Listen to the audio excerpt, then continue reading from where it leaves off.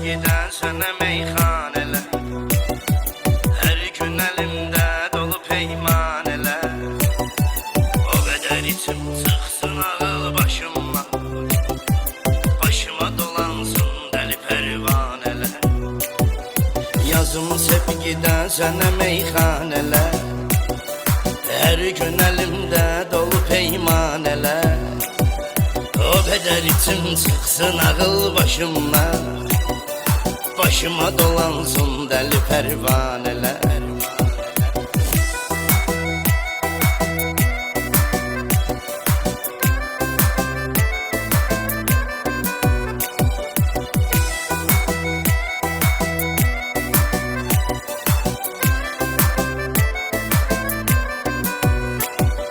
Mənim tək eşqdən avvarə gəzərsən, mən olmaram dərdə çarə gəzərsən. Addım addım ara gəzərsən, aramızı vurdu boş boş bəhanələr. Yazım sevgidən sənə meyxanələr, hər gün əlimdə dolu peymanələr. O qədər içim çıxsın ağıl başıma, başıma dolansın dəli pərvanələr.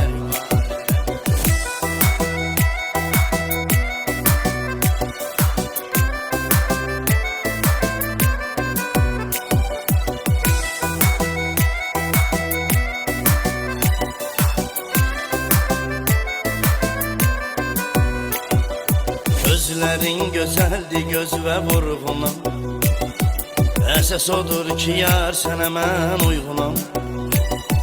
Nə sən Leylisən, nə də mən Mecnunam, indi yoxdur yəmin ki əfsanələr. Yazım sevgidən sənə meyxanələr, hər gün əlimdə dolu peymanələr. O qədər içim çıxsın ağıl başıma, başıma dolansın dəli pərvanələr.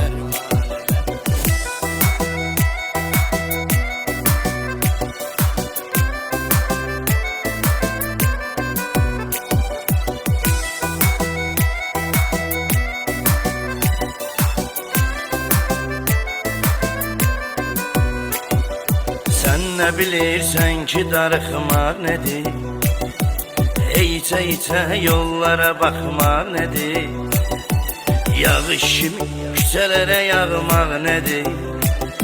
Anlayar ancaq məni tək tanələr, yazım sevgidən sənə meyxanələr, hər gün əlimdə dolu peymanələr.